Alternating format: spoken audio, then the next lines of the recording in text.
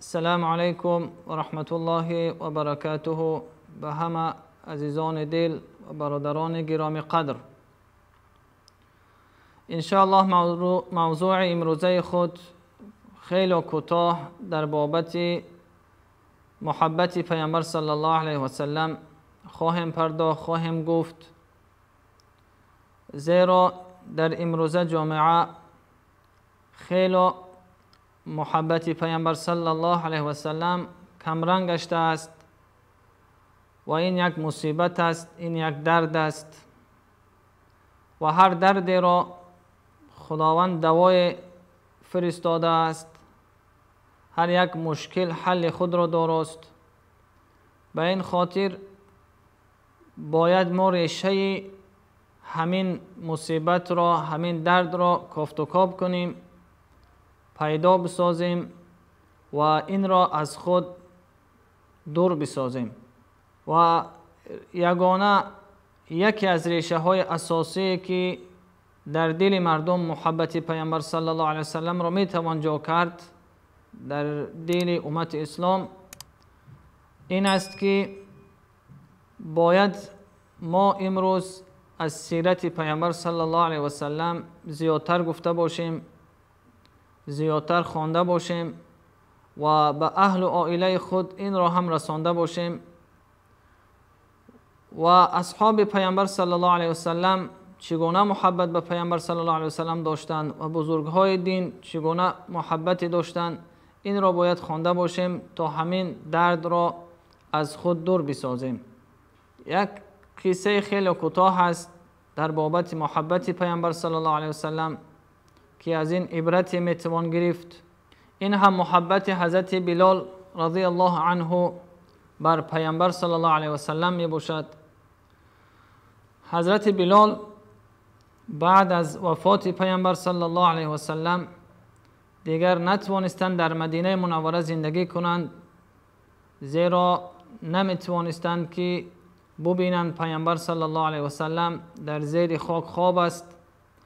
به این خاطر مدینه منوره را ترک ساختند و سفر کردند به طرف شام و در آنجا زندگی خود را سپری کردند و قبل از مرگشان که دیگر معلوم بود که حضرت بلال رحلت دارند، این دنیا را ترک می سازند، همسرشان بر زبان در بیماری حضرت بلال یک کلماتی را به خود می گفت و این کلماتش این بود که و مصیبته، خیلی مصیبت است گفت که حضرت بلال دارد از بین می رود، دارد رحلت می کند.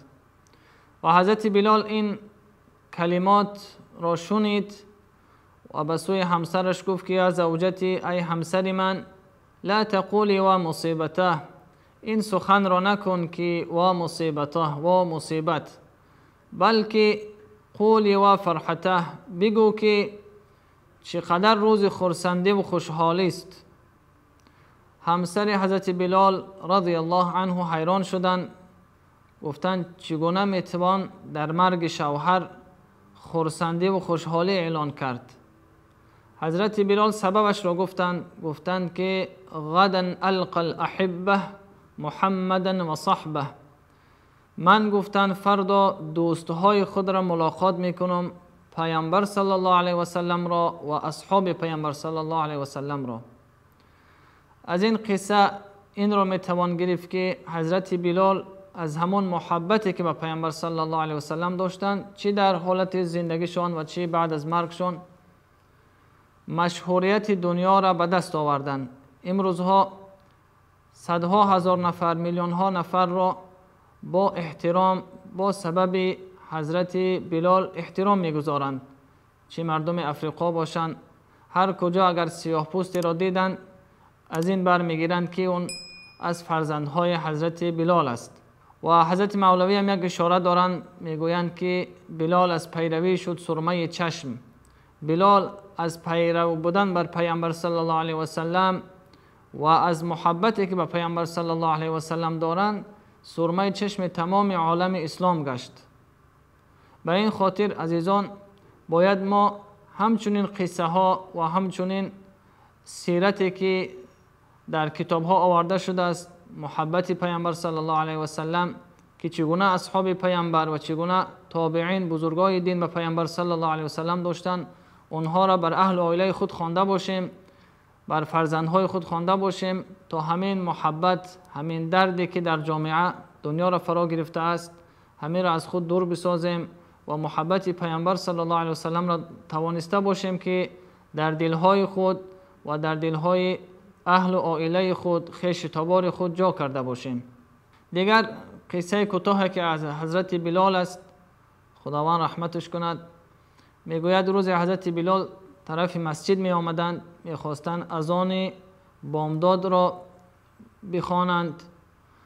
حضرت عایشه حضرت بلال را دیدند و گفتند که پیامبر صلی الله علیه و سلم کمی پیش خوابیده است، یعنی شب زنده‌داری کرده است و می خواستند که یک کم اذان را حضرت بلال تأخیر کند تا پیامبر صلی الله علیه و سلم کمی زیادتر خواب کرده باشد. اما حضرت بلال که در مکتب پیامبر صلی الله علیه و سلم درس خوانده بود و یک سخن عجیب تاریخی گفت که به پیامبر صلی الله علیه و سلم برسانید که الصلاة خیر من النوم، نماز بهتر است از خواب. و پیامبر صلی الله علیه و سلم زمانی که بیدار شدند، حضرت عایشه همین سخن را براش گفتند که حضرت بلال چنین گفت. پیامبر صلی الله علیه و سلم تبسم کردند و گفتند که بگذار همین کلمه، همین جمله که گفته شده است الصلاة خیر من النوم در اذان جا کرده شود، در اذان صبح. و تا به امروز در اذان صبح همین دو کلمه، همین دو جمله گفته می شود که الصلاة خیر من النوم. اینم چی را نشان می دهد؟ بزرگی حضرت بلال را. و بزرگی حضرت بلال از کجا آغاز می یابد؟ از محبت پیامبر صلی الله علیه و سلم. به همین خاطر عزیزان دل، حضرت سعدی هم یک اشاره دارد، میگوید که پیامبر کسی را شفاعتگر است که بر جاده شمع پیغمبر است. پیامبر صلی الله علیه و سلم کسی را شفاعت میکند که در زندگی محبت پیامبر صلی الله علیه و سلم دارا باشد و پیرو پیامبر صلی الله علیه و سلم باشد. به همین خاطر عزیزان دل، باید ما از سیره پیامبر صلی الله علیه و سلم خوانده باشیم و فرزندهای خود را محبت پیامبر صلی الله علیه و سلم را دانانده باشیم که محبت پیامبر صلی الله علیه و سلم جزء ایمان است. اگر یک نفر محبت پیامبر صلی الله علیه و سلم نداشته باشد، نمیتواند که مسلمان کامل باشد. امکان ندارد که یک نفر محبت پیامبر نداشته باشد و دعوای از مسلمانی کند. به این خاطر اگر ما دعوا داریم که ما پیرو از پیامبر صلی الله علیه و سلم هستیم، باید که از حیات پیامبر صلی الله علیه و سلم خوانده باشیم و همین راه را پیدا کنیم و از سیره پیامبر صلی الله علیه و سلم زیاد گفته باشیم تا به اهل و عائله خود، به فرزندهای خود محبت پیامبر صلی الله علیه و سلم را در دلهاشان جا کرده باشیم. الله مهربان همه من و شما را حفظ کند در پناه عصمت خودش. السلام علیکم و رحمت الله و برکاته.